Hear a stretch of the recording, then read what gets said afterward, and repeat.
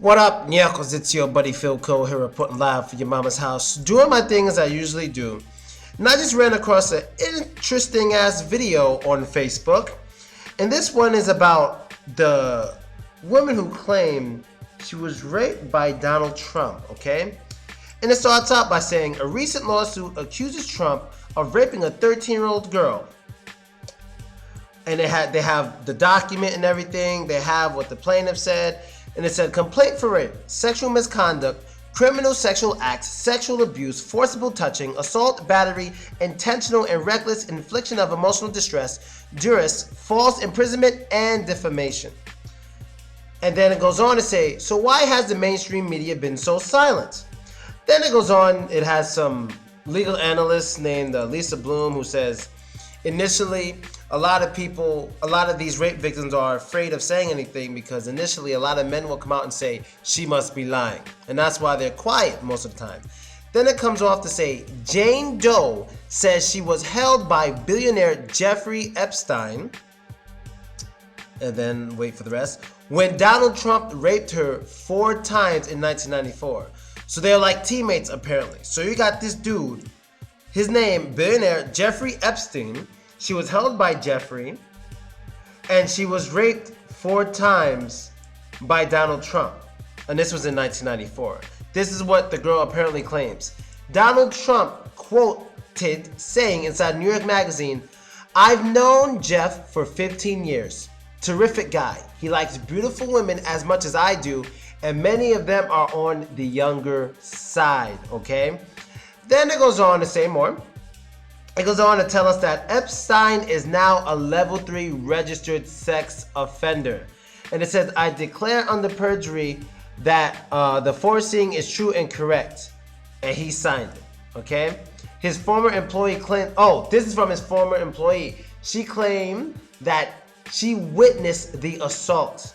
And she signed her name. She witnessed an assault that he committed that made him, that's Jeffrey Epstein, that made him a level 3 sex offender. Then it said, but the plaintiff didn't come forward until 2016. And it had the document there when she was subjected to daily painful reminders via mass media and stuff. So basically, these girls are coming out, years and years later when they're women, talking about what happened to them when they're younger. Now, you guys got to know. And it says Trump has previously settled 2 rape and sexual assault cases. He settled them with money in the past.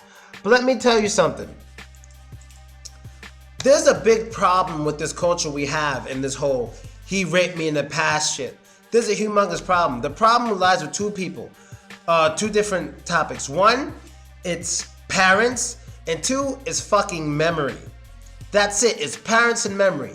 So let's say these girls might have been raped when they were younger. I don't know. But the problem is, when it comes to memory, you don't remember things that well when all those years go by.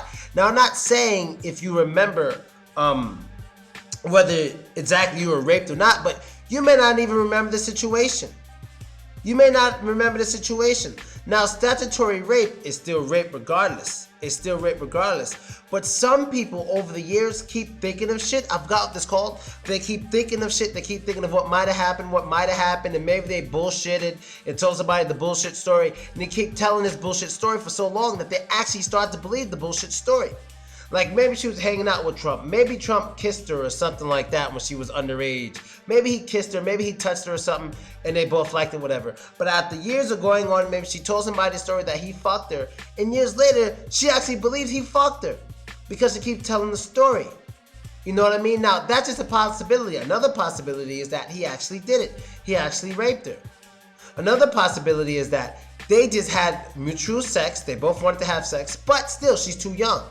Didn't matter. She was too young at the time, so he goes to prison if that's what he did. But maybe because it's been so long, she thinks she was actually held down when they actually had a threesome. Even though they're both terrible crimes, like stabbing somebody, putting them in a hospital, and stabbing somebody and killing them. They're both terrible, but one is much worse than the other. So if they had mutual sex when she was underage, sure, he should go to prison, but not for that fucking long. I mean, like what, 15 years, 10 years, something like that. That's what I do if I were a judge. I'm like, all right, you had sex with a 14-year-old, 10 to 15 years. But if they held down an underage girl and raped her numerous times, that's at least 25 years on each. They're both done. 25 to life, they're both done. You're finished. It's bad enough you had sex with an underage girl, but you forced her to do it, you're done.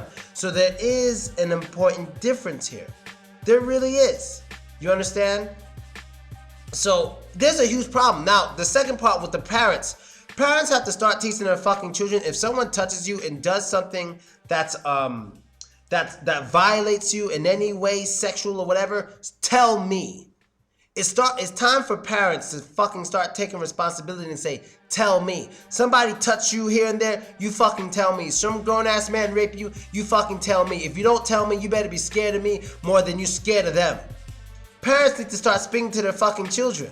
You know what I mean? Because I'm getting tired of all these people coming out with these rape allegations 20, 30 fucking years later, like we're supposed to believe them as if they actually remember it like it fucking happened. That shit is ridiculous. You know what I mean? And that's partially the fault of the parents for these underage girls who get raped and stuff. Is partially the fault of the parents for not having that sit down numerous times and saying, if somebody fucking touches you, you better tell me something. Because if you don't, when I find out, I'ma fuck you up. That's what they need to start doing. And I mean that shit. You know what I mean? You gotta tell your kids to speak up. I don't care who the fuck your kids are. The problem is a lot of people think it can't happen to their kids, and it can happen to your kids. And when it does happen to your children, you find out years later and your stupid ass is surprised. You need to sit down with them and tell them. If somebody tells you, you tell me immediately. You tell me immediately. There's nothing to be scared of but me at that point. If somebody rapes you, you got nothing to be afraid of, no one to be afraid of but me if you don't tell me. You understand? The day you look me in my eye and you know you were raped and you know you were assaulted or anything like that, and I say, baby, how's your day? You tell me, fine, I become one of your worst enemies. You better fucking tell me. Because I don't care how long it takes me to find out. When I find out, I'm going to give you hell. Now, I'm not just going to console you and shit. No, I'm going to give you hell for not telling me.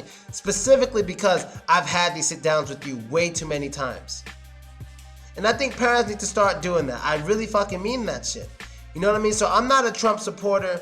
I'm not against Trump. I don't know if he did it. But these like 15, 20 year later allegations or whatever the fuck is really starting to piss me off. Because it's not saying they're bullshit, but it's very hard to handle. The evidence, let's go and dust fingerprint, all that stuff is too late. Let's analyze the panties and stuff. It's too late. Did the parents not have a sit down with that girl when she was young and told her about that shit? Did they not do it? Is that not one of the most important conversations you need to have with your children? That is one of the most, you don't get into somebody's car you don't know. You don't go anywhere with a fucking stranger. You don't go anywhere with a stranger. These are basic. If anybody touches you here or there or kisses you, any grown man or something, you tell me. That's one of the main 3 things you got to talk about with your children. So what's going on? Why is no one yelling at their parents for not having to sit down with the child and making sure the child tells them immediately? Now, I know we're not in control of everything children do, but I mean, this is one of the most important. We got to strike fear into these children that if they don't fucking say something, they're going to have a bad time. That is extremely important. Am I the only one here who actually gives a shit about kids? And I don't even have any. I don't have any kids. Why does it seem like I'm the only one who gives a fuck? Where are these parents having these talks? So this is bullshit. This is anybody who has kids. If you never had that fucking talk, I don't care how young they are. Let's just say 3 and older. You better fucking start. You better start. It's time. You better start. You look at your little kid like, oh, this can't happen to him or this can't happen to her. It can happen. And you know what? There's so many predators out there who get away with it because people are so quiet for so many years. It probably will happen to your child. It probably will. When I was a child, I was never a victim, but I did have a female family member who did something strange, which was nothing that really affected me to this day. I'm not going to be one of those people, oh, it was so terrible. No, it wasn't terrible. It was a female cousin family member who's much older than me who did something that was just kind of strange to me, but is in no way painful to me. It's something that guys want all the time, and I got it as like a 4-year-old from a family member, but it didn't bother me. But my parents didn't have that sit down with me. If my parents had that fucking sit down with me and said, if anybody touches you here, anybody touches you, I would have went over there and said, this, whatever you call it, went down on me. And I didn't understand why. It was kind of strange. It didn't feel good, didn't feel bad. It was just the weirdest thing I've ever experienced. I would have said something. if my parents had that talk with me when I went to summer camp, I would have said something about the things I saw. Because I saw shit happen to other kids, happen to other little girls, happen to other little boys, but never said anything because I never got that talk.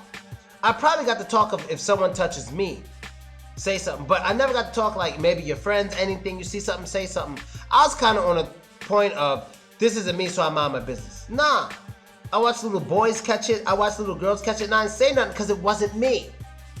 You know what I mean? But at the end of the day, we got to really look out for children. So we got to teach our children not only to look out for themselves, but also look out to their friends. Because that's what should happen to my friends. And I just thought, hey, that ain't me, so I'm not going to say nothing. You feel me?